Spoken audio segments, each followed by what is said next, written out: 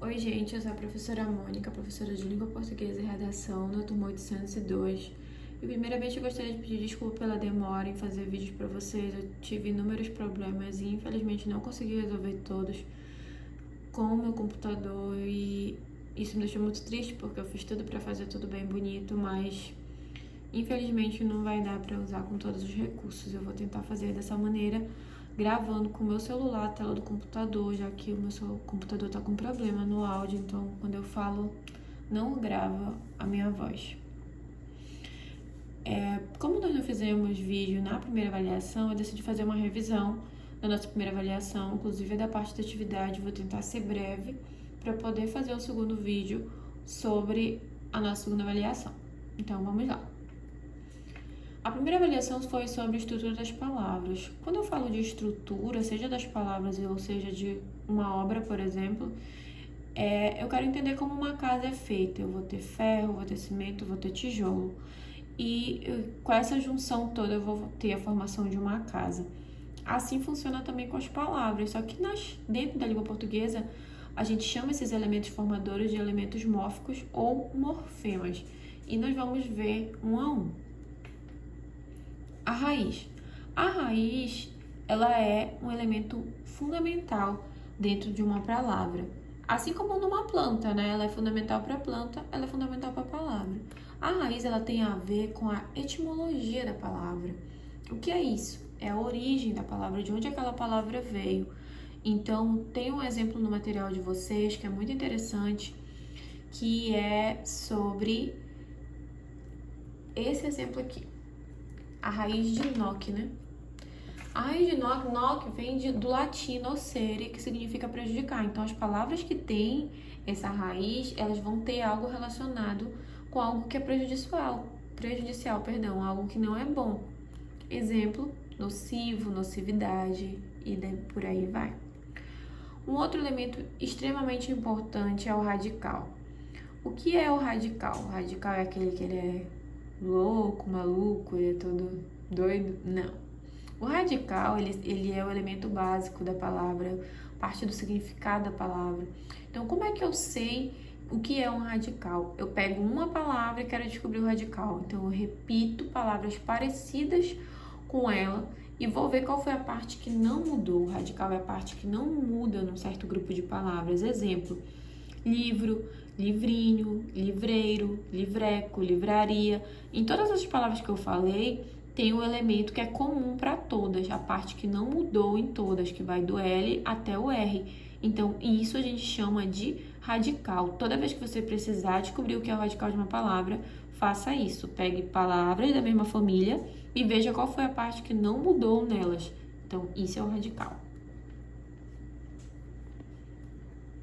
Os afixos. Existem dois afixos na língua portuguesa. Eles são elementos secundários, eles não ficam diretamente na palavra, eles não têm vida própria sozinhos, eles só entram para formar novas palavras. Então, existe na língua portuguesa dois, o prefixo e o sufixo. O prefixo é o que vem antes do radical. Exemplo, infelizmente. O radical é feliz. O que foi que entrou antes? In. Então, isso é um prefixo. Pré veio antes, antes. Já o sufixo vem depois, infelizmente. Então, aqui o mente é que é o sufixo.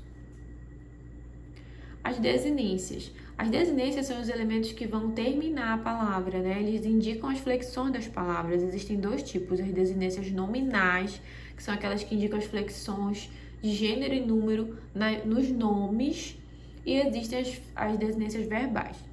As desinências nominais, elas vão indicar o gênero, se a palavra está no masculino ou no feminino, e o número, se elas estão no singular ou no plural. Na verdade, se elas estão no plural, né? Exemplo, aluna, alunas, olha aí, alum. Então, isso é o radical, que foi que entrou depois, o A e o S. Desinência nominal de gênero, porque aluna está se falando do gênero feminino. E alunas, a desinência nominal de número, porque está apresentando o plural da palavra. As desinências verbais. As desinências verbais elas vão aparecer, claro, né, nos verbos. Verbo é aquela palavra que indica ação, estado, fenômeno da natureza ou mudança de estado. Elas informam o modo, o tempo, o número do verbo. Então, quando a gente vê o finalzinho de um verbo, a gente sabe se aquilo está no presente, se aquilo está no passado, se está no futuro, qual é a pessoa do discurso, se é eu, tu, ele ou ela, nós, vós, eles ou elas. Exemplo, amo indica que é a primeira pessoa do singular e que é o eu, porque não existe nós amo, eles amam, tu amo. Quando eu falo amo com o, que essa indicação dessa desinência, ela tá em primeira pessoa, ou seja, eu. Amava, também não tem, por exemplo, nós amava, eles amava. Não, a gente sabe que amava tá na terceira pessoa do singular, ou até na primeira pessoa do singular. Eu amava, ele amava. No pretérito imperfeito do indicativo. Então, as desinências verbais, elas vão indicar isso.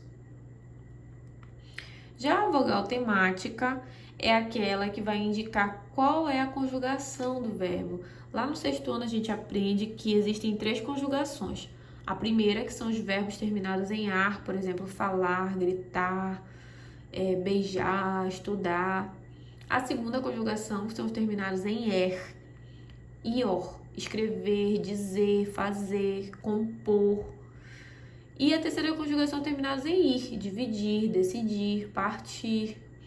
Então, como é que eu sei o que é vogal temática? Logo depois do radical, que é aquela parte que não muda, é a vogal nos verbos que vai indicar qual é a conjugação. Nos verbos, ela vai indicar qual é a conjugação do verbo. Por exemplo, cantamos, vem de cantar. Olha aqui, tá aqui o A. Então, da primeira conjugação. Fazendo, vem de fazer. Ó, é da segunda conjugação, tá aqui o E. Partia, vem de partir. Então, da terceira conjugação, tá aqui o I. Isso é vogal temática. O tema é a junção do radical com a vogal temática. Exemplo, terra. Qual é o radical? Ter. Terra, terreno, terrestre. Ter. Esse é o radical. Olha as letras que entraram. A, E. Então, a junção do radical com a vogal temática a gente chama de tema. Então, qual é o tema daqui? Terra. Qual é o tema daqui? Terre. Qual é o tema daqui? Terre. Resumindo, a junção deles dois, né, do radical e da vogal temática, forma o tema. As vogais e consoantes de ligação. As vogais e consoantes de ligação são morfemas que surgem por motivos eufônicos, ou seja, para melhorar a pronúncia da palavra. São palavras que ficariam estranhas e que aí a gente inclui ou uma vogal ou uma consoante para que ela soe melhor, para que ela saia melhor na hora de ser pronunciada. Exemplo, parisiense. Se fosse levar ao pé da letra, seria parisense. O radical Paris e o sufixo ense, parisense. Só que aí fica estranho, então inclui uma letra izinha, que é uma vogal de ligação, para ligar essas duas palavras, aí fica parisiense. Exemplo, chaleira, para não ficar chaeira, cafeteira, para não ficar cafeira, paulada, para não ficar só pauada. Então, essas letras que entram para melhorar o som da palavra, a gente chama de vogais e consoantes de ligação. Tem que ver, né? Se for uma vogal, se é uma consoante. Vamos decompor essa palavra. Cachorrinhas.